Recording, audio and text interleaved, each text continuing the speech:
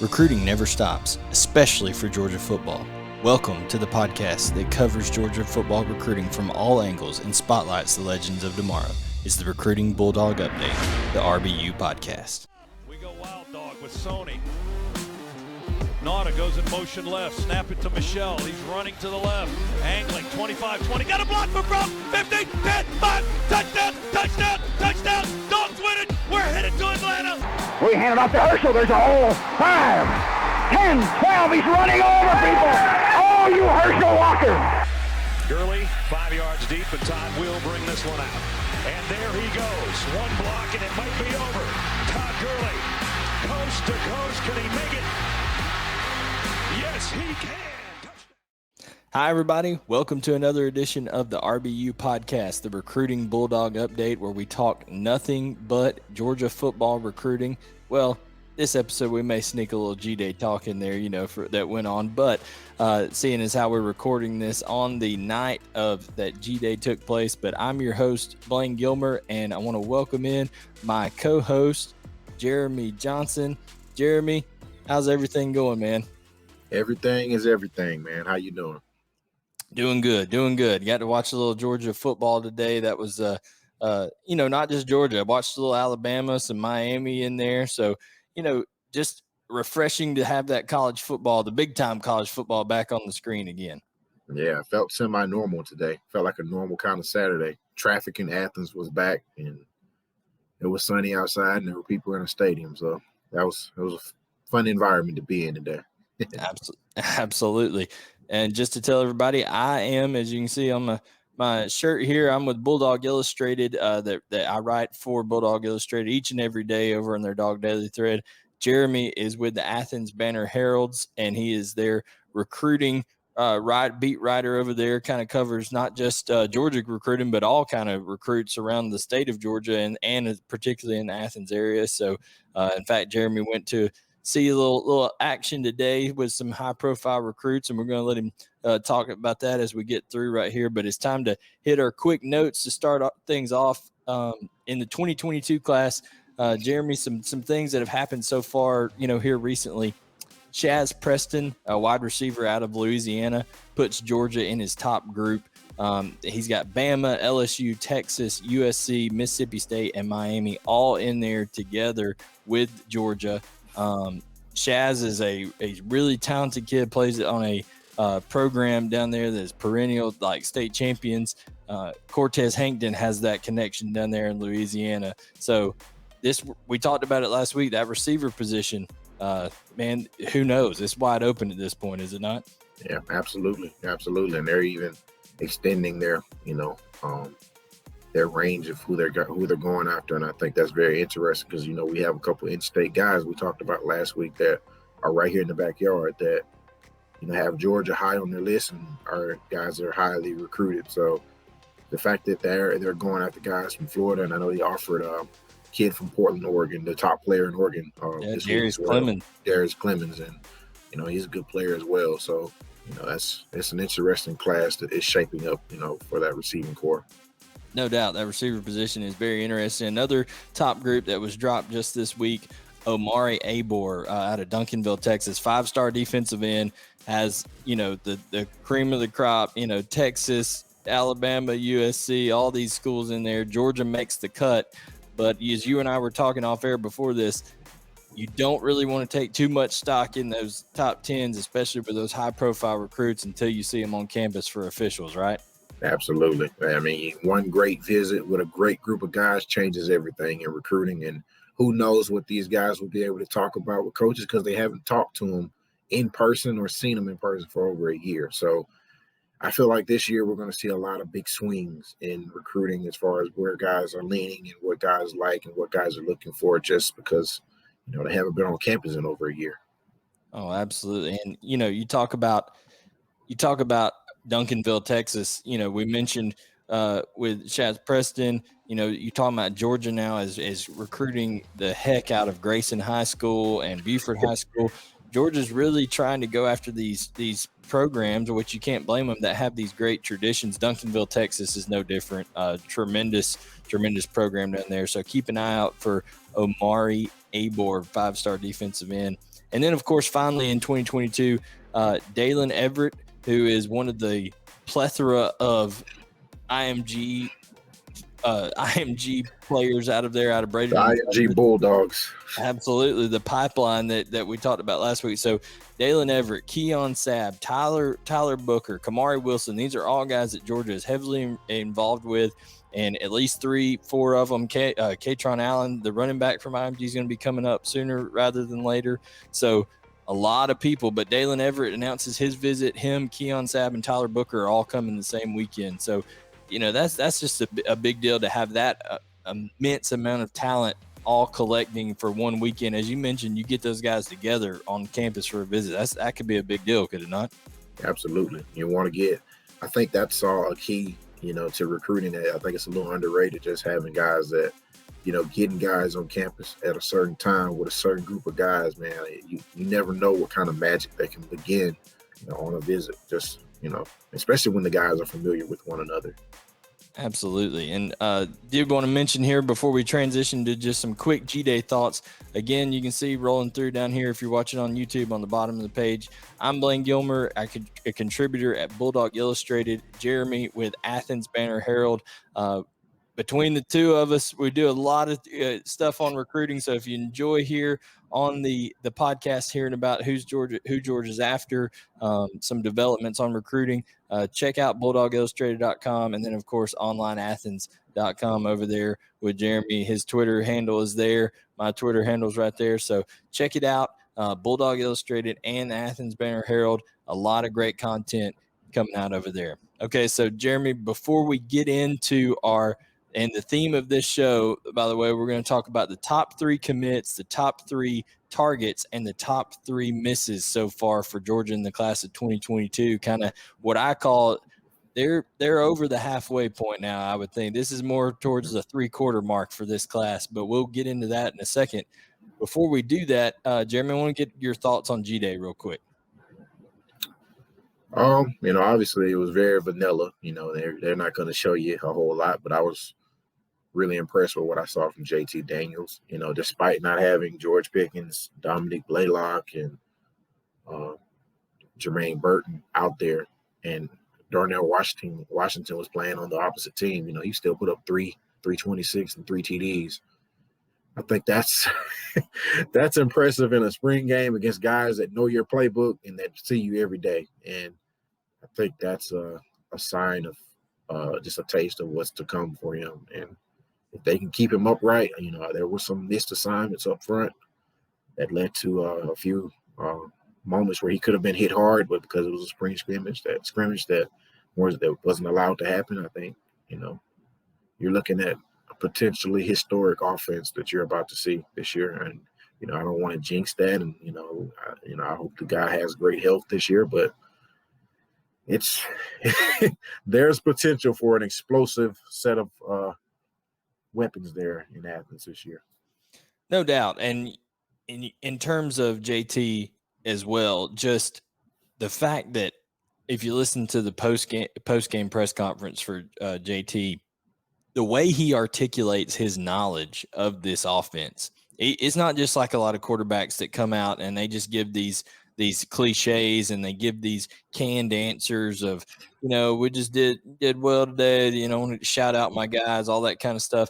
He gives the guys like, well, why did AD Mitchell have success today? He said, well, he plays X, and when you play X and you get one-on-one coverage, that's the guy you throw the ball to. I mean, he's not afraid to give those answers. Obviously, he's not trying to give away secrets or anything like that, but he is definitely not afraid to let people know, here's my thought process. Here's what I'm doing. He's operating, I feel like, now at a master's level, you know what I'm saying, of Todd Monken's offense, whereas he was trying to, he had a grasp of it because he came in and did well, but still kind of drinking, from a fire hose, when you come in and do your first SEC starts and things like that. A lot to look forward there with JT. You mentioned some missed assignments on the offensive line. I feel like a lot of that had to do with the defensive line is just disruptive. I mean, absolutely disruptive. Zion Long is going to be a superstar. I feel like him, because people are going to be so focused on Devontae Wyatt, Jordan Davis, all that. Zion Lung can get in there and really play. I mean, he's got an opportunity to do some things. Nolan Smith, of course, is tremendous up there. So Georgia's got a ton of guys, and when you put this collective unit together, it's going to be really, really fun to watch. I feel like, especially, and I think that offensive line, obviously, when you find the 5 and you get some continuity with that 5, that'll be a lot different too. But as you were talking about, JT Daniels, AD Mitchell, a lot of these guys really stood out. Darnell Washington, great day. So G-Day really gives you a glimpse of what's to come. But now, without further ado, Jeremy, let's get into the reason why we're here. This show covers Georgia football recruiting. So right now we're going to talk about the top 3 commitments in this class to date for Georgia football. And I'm going to let you do the honors. And the first one is, here's Jeremy's top 3. So Jeremy, I'm going to put this graphic up on the screen for the people on YouTube. We'll talk about it in depth for the people listening via Apple Podcasts, Google Podcasts, and Spotify. Just search RBU or RBU Podcast, and you can find that. Please like and subscribe. Let's go with Jeremy's top 3 commitments in this class. There you go, Jeremy. Okay. I didn't want to just pick the 3 highest ranked guys. So these are the guys I went with. Obviously, your quarterback. Any class where you want to put it together, a strong class, you got to go out and get the guy that's going to be the leader. And Gunner's done that. He's been the guy that's kind of been out here recruiting and, really, being a draw for the program. I think that's more important even than what he brings you on the field, just, having a guy that others want to come and play with. The next guy on this list is Bear Alexander. Bear, being how important Jordan Davis is to that Georgia defense, they needed a guy that could come in and be someone who took over and anchors that center portion of that defensive line. And I feel like, Bear Alexander's a glove fit in that aspect. And, just having him come in and, you needed that piece, and Georgia's already locked that piece up and don't have to worry about it. So I thought that was a big get for them. And Malachi Starks, man. Malachi Starks may be one of the, even though he's a 5-star, he's one of the best players in the country. He doesn't have a position as of now, probably projects as a safety or probably a safety. But, the off the field, has great character. He's going to be one of those guys that you build your program around, and, he's going to be a leader. So, I think that was a big, and then he's a local guy, having a guy that's close to Athens, you got that fan base right there that, all know this guy and can reach out and touch him because he grew up near the city of Athens. So I think that was a big win for Georgia as well. Oh, no doubt. And I'll talk, more about Malachi Starks here in just a minute, because he just so happens to be on my top 3 commits as well. But you talk about Gunner Stockton, no doubt he's a central part of the class in terms of being a Georgia boy, being a guy who was born and raised a Georgia fan. We talked about that last week. He has the Hustle Link crew kind of around him that he's working hard to bring in. And we'll talk about some of those big targets here in a minute that they're trying to bring in. And then Bear Alexander, I couldn't agree with you more in terms of Jordan Davis. Not only Jordan Davis, but they're losing Julian Rochester, Devontae Wyatt, a lot of other guys moving on in this class. So I definitely think you're correct there. And those 3, those are some big ones. I'm going to give you my top 3 commits real quick. We have almost the exact same. I agree with you on Bear Alexander for the reasons that I just said. Malachi Starks, I cannot overstate how important Malachi Starks was to this class. I was at his commitment ceremony. I saw him when he chose the Georgia hat and put it on. The eruption that came from the crowd in there. I mean, and it was COVID or no COVID, it was a packed place. I mean, the house was full. And Malachi made a lot of people wearing red and black very happy. I was talking to some guys before it. I said, how awkward is this going to be if he chooses Alabama or Clemson? Because everybody in there was wearing red and black. So Malachi Starks is probably, I see him being in that star nickel type role, the guy that can play like a Mark Webb almost, where they can use him He's so athletic, just tremendously athletic. He's done everything at his career in Jefferson: quarterback, running back, linebacker, safety. He's played it all. Kick return, he does everything. But that star position, you got to be able to cover. You got to be able to run support. You got to be able to rush the passer. And I think Malachi Starks fits that tremendously. They needed that depth. They needed him, especially being an in-state guy. Like you said, that was crucially important. Bear Alexander, again, we touched on that. Big replacement for Jordan Davis, Devontae Wyatt, and Julian Rochester. And then finally, Jordan James. And the reason I go with Jordan James is because I think going forward, Georgia is more prepared at the quarterback position. Of course, with they got Carson Beck that's still there. They've got Brock Vandegrift there, even after JT Daniels is gone, where Gunner's not going to be relied on to have to go in and play right away. But Jordan James could be relied on to get some carries immediately his freshman year, because Zamir White and James Cook are going to be gone. Of course, Kendall Milton and Dejon Edwards, who knows what happened, will still be there, but we presume. Who knows what happens with Kenny McIntosh? We'll see what happens. He even with a huge year could go pro. Who knows what all could happen? But those are my top 3 commits so far. So now let's get to Jeremy's top 3 targets. And when it's important when we talk about these target guys, you realize we're not just talking about who the highest rated players on the board are. We're talking about who the biggest fits are that we think each. So let's talk about Jeremy's top 3 targets right here. So there you go, Jeremy. Talk about those 3. Absolutely. Tyler Booker, I'm going to start with him. We talked about IMG Academy. Georgia's always about bringing in strong players on that offensive line. This guy's a really talented one of them. He can play that left tackle position. He's athletic. He moves well.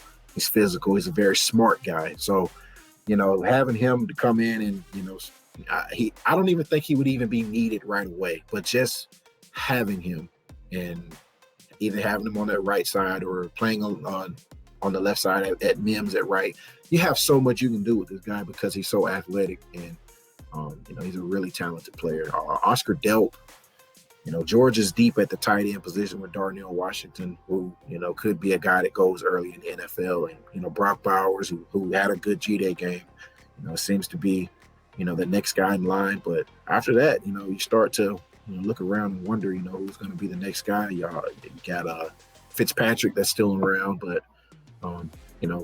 Georgia's offense is evolving, and the tight end position is becoming a key part of that. And throwing the ball to the tight end is something that's definitely becoming a must, and it's big in college football right now. So I think having another good piece and another good player at the position is a must moving forward. And I think Oscar's he's a really good tight end, smooth in his routes, has great hands, and he's developed a little bit of a connection with Gunner Stockton. So that always helps. Michael Williams is a dominant edge guy. I don't even know if he's only going to play edge. He can move inside. He reminds me a little bit of Malik Herring. So having him, and he's just like with Bear Alexander, a lot of those guys will be moving on. So he may not have to be counted on day one if he comes to Georgia, but with the position Jalen Carter and Travon Walker play, that's where I see Michael Williams being of need, and being a guy that can come in and maybe in his freshman year having a lot of snaps early on and, learning and then becoming, one of the key guys by his sophomore season. So, yeah. For sure with Michael Williams, you talk about these guys that Georgia plays sometimes 27, 28 guys on defense during a game. And Michael, especially up front, they want to stay fresh, things like that. Michael Williams is maybe the top rated, depending on where you're looking, the top rated overall defensive lineman out there. He's just tremendous talent, has great length, leverage, runs to the ball. Excellent prospect. He's from Columbus, Georgia. Do you know Del McGee will be hard in this recruitment from that Columbus area? So really looking to see what Michael Williams does. That's a great listed 3 targets right there. We have a little bit of overlap. So remember, Jeremy, those listening via Apple Podcasts, Google Podcasts, Spotify, you can always see this on the Bulldawg Illustrated YouTube channel. But if you're listening, remember Michael Williams out of Columbus, Georgia, defensive lineman. Oscar Delp, tight end out of West Forsyth High School in Cumming, Georgia, and then another IMG product with Tyler Booker, offensive lineman. Those were Jeremy's top 3 targets. Now, my top 3 targets for this 2022 class, I have Kamari Wilson, a safety, 5-star safety out of IMG Academy. Of course, Oscar Delp, just like Jeremy has there. And then Branson Robinson, a running back out of Germantown High School in Madison, Mississippi. Kamari Wilson, if Kamari Wilson were to come to Georgia, which he's starting to trend towards Georgia, there's people out in the recruiting industry picking Kamari Wilson to go to Georgia. If Kamari Wilson lands in conjunction there with Malachi Starks, just the level of talent that will be in that backfield, that defensive backfield in the 2022 class is off the charts, is it not? Absolutely. And you even think about pairing him with Malachi and a guy Deion Bowie, and guys from this past class like Nyland Green and Javon Bullard and David Daniel. David Daniel. That's a stacked room of safeties and defensive backs, and all these guys are pretty versatile as well. So they're going to have some ability to be able to switch these guys around and use them in different ways. And one reason I picked Kamari Wilson is not only because Kamari Wilson is a tremendous, 5-star safety, but he's a guy who can lay the wood in a Lewis Cine type manner. He breaks on the ball. Guys, Lewis Cine could be going pro after this year. Latavius Brini is a senior. William Poole is a senior. Those are 3 safeties that are probably going to be gone from this program after this year. So, of course, they've got some talent there like Major Burns. They've got David Daniel, as we mentioned. Javon Bullard is there. But Malachi Starks and Kamari Wilson could have a chance to come in and make an impact right away. Of course, one reason I put Oscar Delp there is because just like you mentioned, he's a tremendous target. That Georgia does have tremendous depth in the tight end room, but they're only going to have Darnell Washington for one more year. After this, I'm telling you, he's just got NFL written all over him. Brock Bowers is tremendous as well, and Georgia likes to use a lot of 2 tight end sets under Todd Monken, so it's important to kind of keep that stock full there at Georgia and tight end. Oscar Delp is the guy that Georgia wants. Todd Hartley seems to hone in on one guy each year, and he's gotten Darnell Washington in the 2020 class. He got Brock Bowers in 2021, and I think Oscar Delp is next in line for the 2022 class. Georgia is definitely going to be all in on this in-state prospect there, a guy who can really run and is just a natural, fluid route runner and pass catcher. And then, of course, Branson Robinson. They need, as I mentioned with Jordan James, one of the reasons Jordan James was in my top 3 commits because Georgia needs to reload at running back after this class because Zamir White and James Cook are going to be gone. Who knows what happens with Kenny McIntosh? That thunder and lightning type model that Georgia's had, with Todd Gurley and Keith Marshall, with Nick Chubb and Sony Michel, with Kendall Milton and Dejon Edwards. Well, they're trying to do the same thing. Jordan James would be the lightning.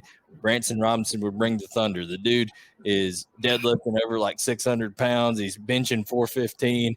He looks like an NFL running back, playing in high school right now. He runs a lot angrily like Nick Chubb. So those are my top 3 gets. Just from what you've seen, watching Branson Robinson, he's a special ball carrier. I mean, he just cannot. It's hard to bring him down. What do you think about that dynamic of matching up him and Jordan James? Yeah, that's a nice combination to have. And, with the way Georgia is going with their offense, how do you account for an offense that can, they can blow you up with a Branson Robinson in the backfield and just hammer you, and then they can throw a Jordan James in there and throw a screen and he can go 80 yards. That's going to be difficult to deal with. And we're starting to see that kind of play out a little bit in Zamir White and Jordan Cook with their roles that they're having in this current offense. And, I think these 2 guys both, play a little bit of spread in what they do in high school. So that would be a a dominant duo, and I think they would have an impact early on in their career. No doubt. And, in terms of this Georgia offense, you saw today in G-Day that James Cook is able to make people miss out of the backfield. He's running those wheel routes out of the backfield. I think Jordan James could do a lot of those stuff, run inside and outside the tackles, and they hammered it up the middle, like you said, where Branson Robinson could do the same thing.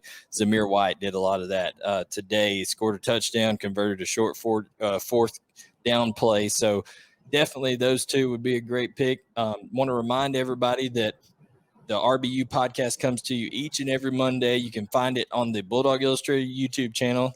Go over there, subscribe, turn on notifications. All you have to do to find it on a audio version is go to Apple Podcasts, Spotify, Google Podcasts, search RBU or the RBU Podcast, and it'll come up there. We'd appreciate you, subscribing, leave us a review, all that kind of stuff. It really helps me and Jeremy out when you do that. So appreciate that. And always, look for new episodes each and every Monday here on the RBU Podcast.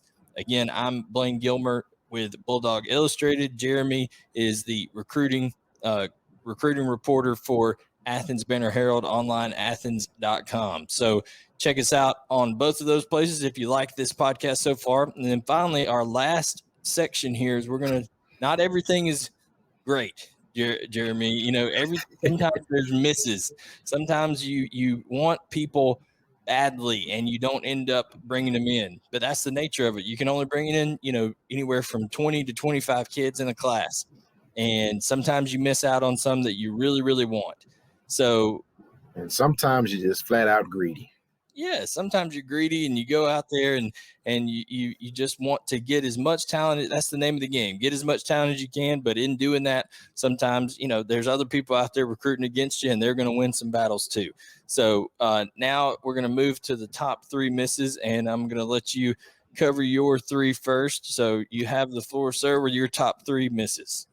Okay, I'm going to start with Jake Johnson. Obviously I think, LSU was probably the leader the entire time. I don't even know how serious Georgia recruited him, but having a guy that's right here in town, I'm always gonna, be afraid, or that's always gonna be a miss to me when you miss out on a guy that's that talented and he plays in your city. So Jake Johnson committed to LSU this week to go along and play with his brother Max at LSU. So kudos to him. And Emmanuel Henderson, he committed to play with Alabama. I think he's ranked the top rated running back in the country. I'm not exactly sure of the latest rankings, but he was when I thought about it. But another hammer of a running back that could have been what Branson Robinson could be should he commit to Georgia.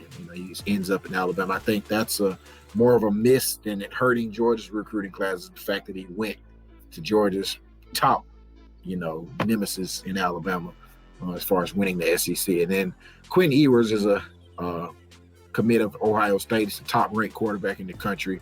And this is a bit of a greedy. This is greedy, just wanting the top quarterback in the class. You can't if you can't have the best one. I think you always want to have the best of everything. So I think missing out on him, and then also this is a situation where going to a team that you're competing with to win a national championship, have him at Ohio State, that just makes them more difficult to beat in a playoff scenario. So that's my three, and it's all because of greed. Oh yeah, if Georgia had been able to bring in all three of those guys, it would have been no doubt like the best recruiting class ever. Not just, I'm not talking about like Georgia recruiting class. I'm talking about like in the history of mankind. That's what kind of class that would be.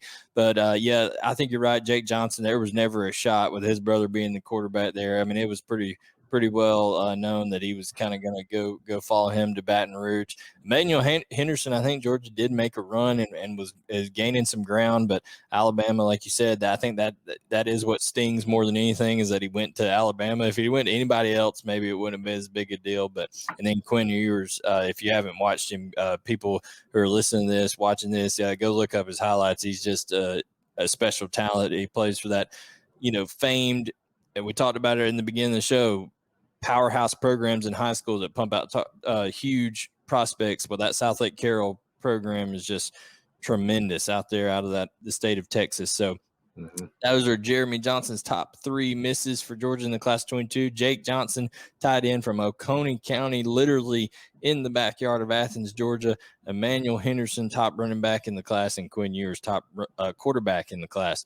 Now we're going to move to my top 3 misses, and I have Mr. Ty Simpson as number 1, a quarterback out of Martin, Tennessee. His dad is the head coach at UT Martin.